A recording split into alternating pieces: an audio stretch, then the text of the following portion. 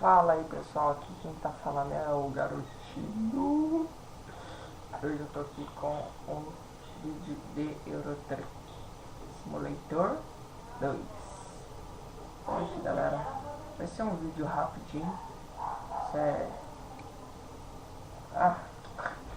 Vou dar uma aviso pra vocês que eu vou comprar um headset, galera. Só que eu tô em dúvidas em qual headset eu devo comprar. Tô pensando, galera, em comprar o PX21 da Turtlebit. É muito bom. Eles falam, né, que é muito bom. Eita, foi mal, galera. Mas enfim, eles falam, galera, que ele é muito bom. Até meu primo tem um. Ele joga no PS3. Ele fala que é muito bom. Eu tô querendo comprar, né, galera? Vai que é bom mesmo, né, galera? Aí sim, hein? Aí eu vou fargar, né, galera? Porque, tipo, tô precisando muito de um headset. Porque esse meu aqui não presta. Dá pra ouvir tudo. Qualquer coisa que eu faço com o teclado, ele ouve. Mas, enfim, galera. Eu quero falar pra vocês também que agora eu vou fazer vídeo de Euro Truck também. Vou explorar essa parte aqui agora. Mas enfim, galera.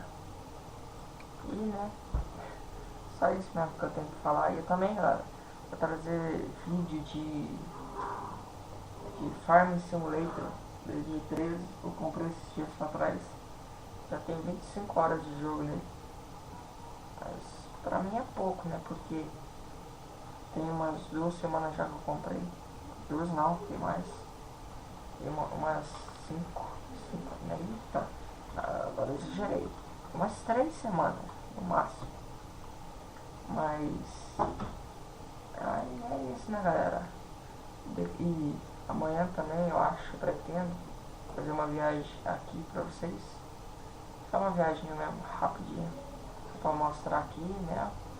Pra vocês conhecerem aqui mesmo, né? Mas enfim, galera, eu espero que vocês tenham gostado aí. Só, né? Espero que vocês tenham gostado aí de vez. E o meu jogo, velho, tá com esse erro. Tipo assim, eu clico na carga e ele seleciona do nada assim. Aí eu não quero pegar a carga. Quero ver uma carga, quero explorar esse lado aqui, ó. Mas é isso, né, galera? Passei aqui só pra dar um aviso, é isso mesmo. Espero que vocês tenham gostado. Se gostaram, eu gostei aí. Se não gostar também, se der o gostei não. Então é isso, né, galera? Até a próxima. Fui.